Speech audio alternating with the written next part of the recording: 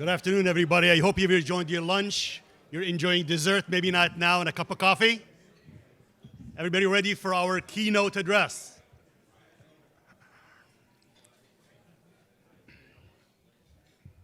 Again, my name is Abdul Al-Kibsi. I'm the Managing Director for Programs at SAIP. And it's truly my honor to introduce the Honorable Peter Roskam, Chairman of the National Endowment for Democracy, as our keynote address.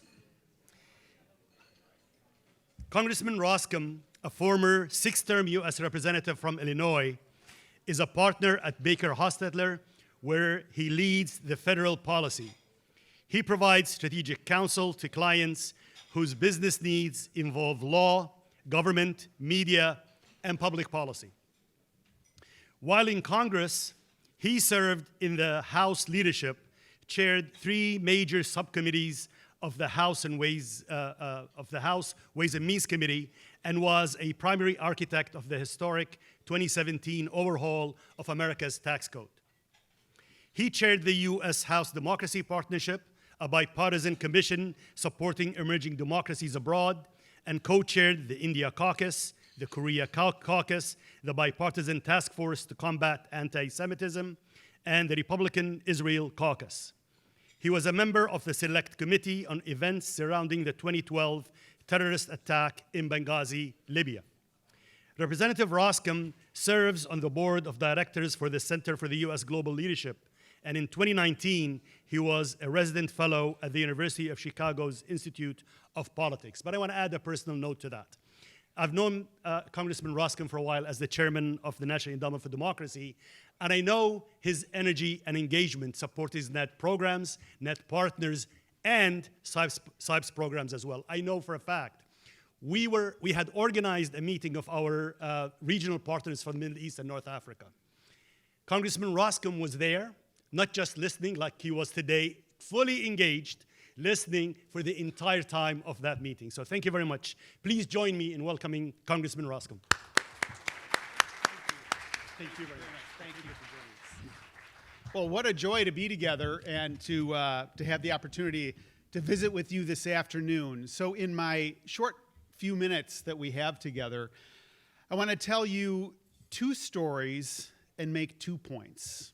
The first story will be about my mom. The second story will be about my dad, and 2 points in between. And the first point is to recognize the moment that we're in.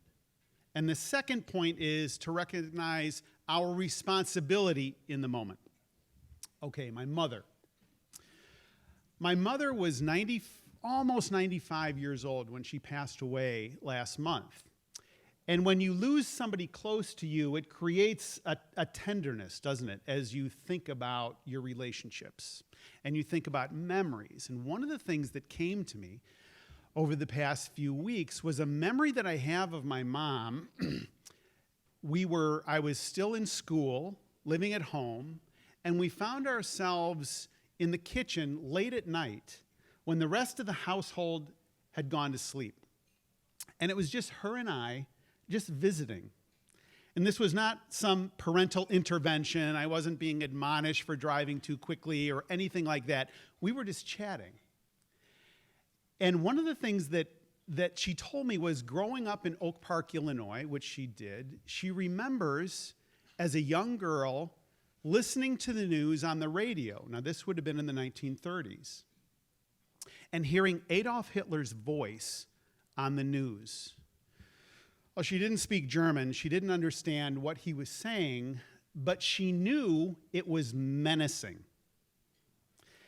And I remember thinking that night, oh, how interesting that would have been to have been alive in such consequential times, and even as a child, to recognize the significance of that. Well, friends, I'm here to tell you, we are in a significant moment. We need to recognize this moment. And part of the recognition is to see what's going on around us. Vice President Ramirez, in her remarks, brought our attention to the challenge that the private sector is under in Colombia. And it's not just Colombia, it's all around the world. There is a level of cynicism and suspicion that is pushing up against institutions that we know are spectacular. We know has created more prosperity for more people than the world has ever known. There is no economic system that has brought so many people out of poverty than the free market and free enterprise. And that is right at the heart of SIPE's mission. So we need to recognize this moment. There's also the idea that in the recognition of this moment, we need to be incredibly articulate in telling a good news story. Now, let me tell you a story. I served in the Illinois legislature, which is our state legislatures, our local legislatures. And I was down there as a young man. I'm in my early 30s at the time, and some of the various constituencies are coming in to see me. And they would say, well, Representative, the state of Illinois is 40th out of 50 in funding in this particular category. And, frankly, I would listen and I would think, okay, so we give more money and we move to number 38 or 37. I just wasn't really that interested. The librarians for the state of Illinois came to see me, and in their presentation, they were kind of giving their pitch, and they happened to say, oh, by the way, the state of Illinois has the best library system in the country. I said, what? Oh, yeah, the state of Illinois has the best library system in the country. I said, stop the presses. Every other meeting you have for the next 2 days you're in Springfield, Illinois, that needs to be the first thing you say. Go in and tell every representative and every senator that we've got the best library system in the country, and you need their help to keep it number one. Why do that? Because everybody loves a winner. Everybody. It's human nature. We love winners. So I think in the context of how we're going about and thinking these things through, it's to recognize that constituencies that we all long to serve and we all long to see flourish around the world, people longing for their own voices, people longing for the scandal of being able to say, I get to determine my future in a free enterprise system, and there's real buoyancy to that. And they're being told a lie, aren't they? They're being told the lie that says, oh, it's all a hustle. It's completely corrosive. You can't break through. You're going to press your nose up against the glass and look in at other people who are feasting, but you're never going to actively participate in that. And that's what the strong man says to keep people down. He says, sit down, be quiet, you're going to get what we give you, and do not dare take the initiative. And what we're doing is we're saying, oh, we've got good news. And the good news is you don't have to live like this. The good news is there are institutions like SIPE and others that are partnering with people around the world that are building and creating bulwarks and defending institutions and building those institutions to defend the free market system. And that is so scandalous, the idea of real freedom. It is very, very provocative for tyrants, and it is unacceptable to them. Which brings me to the point of our responsibility now in this moment. We're not smarter than anybody around us. There's a lot of smart people who are out there. But we have the burden of knowledge, don't we? We have the burden of knowing that this system, that is the free enterprise system, private initiative, is the solution. It's part of the solution for sure. And the question is, what do we do with that knowledge? Do we just sit here and say, well, I've got it, it's good for me and mine, and I'm fine, thank you very much? No, that would be ridiculous. What we've got to do with that knowledge is we've got to communicate it. We've got to articulate it. We've got to be clearer than ever. Because there are cynics out there that absolutely want this argument to fall flat on its face. And so this consequential moment that we find ourselves in will have a ripple effect for years and years and years. So the consequential nature of being alive and aware in a season like this, there's a real brightness to it. I mean, anybody can sort of be moving along at a time when all the underlying assumptions are everybody assumes the same thing. But those underlying assumptions have shifted, and they have shifted dramatically. And the strong man, the authoritarian regimes are being more and more and more aggressive, more and more and more coordinated. And what they want to do is they want to overwhelm people and to keep them down, keep them discouraged, and keep them, frankly, intimidated. Okay, a story about my dad. My dad grew up with a tough background, and it was difficult. There was a couple named Roy and Ella Jenkins, whose only son, George Jenkins, was killed in the Normandy invasion in World War II. And Roy and Ella Jenkins decided to do something to honor George's memory. What they did was they plucked my father out of complete obscurity, and they completely changed his life. It was providential, absolutely. They said to him, "We're going to pay your tuition, room, board, books, fees, spending money." They bought him this class ring, and they put him through 4 years of college. They absolutely changed his life. He was moving in this direction, and they changed his life, and he moved in this direction. So you can imagine this sense of gratitude and responsibility that he had as a young man, and then going up and going through the Army, going into business, and so forth.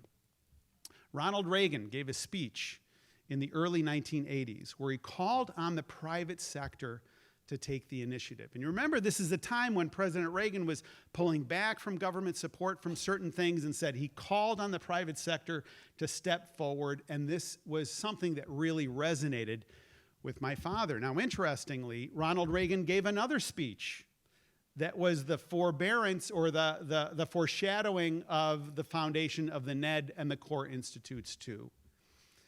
So Reagan gives this speech. My dad hears it. He decides, he's a very successful businessman, and he comes up with this idea to solicit inventory donations from corporations and trade those with colleges for scholarships for disadvantaged kids like him.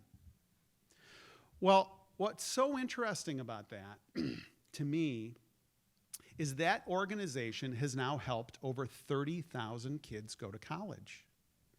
And as I think about the hero of the story, I'm not pointing at my father, I'm pointing to Mr. and Mrs. Jenkins, who had no idea of what their generosity was doing, but they were incredibly generous, and it turned out to be a generational blessing.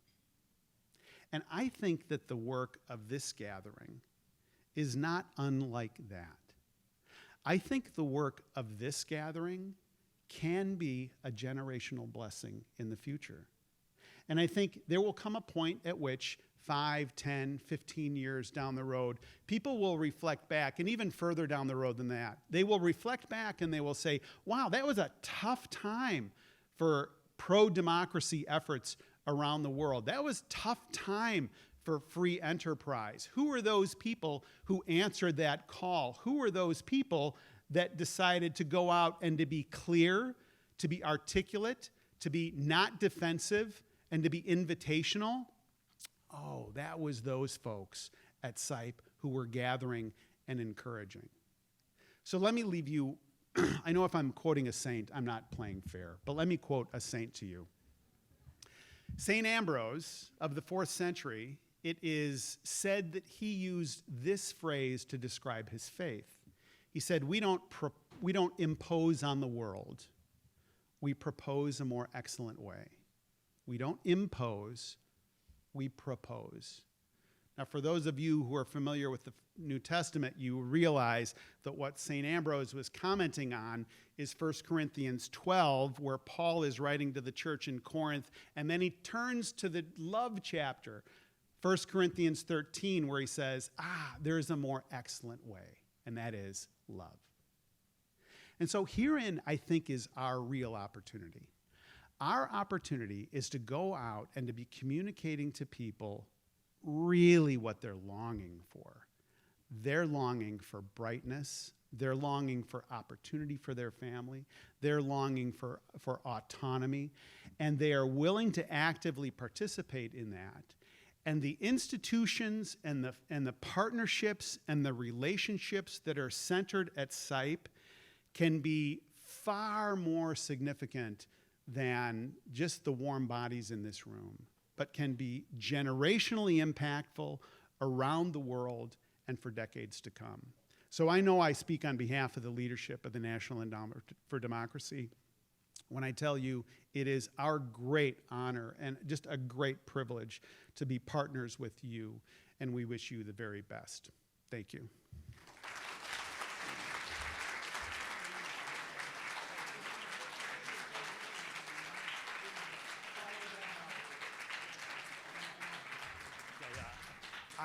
I think we need a break.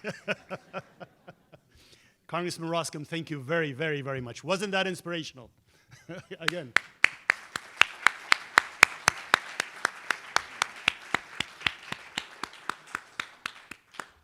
All right, we have about 12 minutes or so. Continue your coffee, but meanwhile, if you don't speak Spanish, one of our speakers, Henry from Bolivia, will be speaking in Spanish. So please grab your translation, interpretation equipment there and come back. We start sharp at 1:45? At 1:45.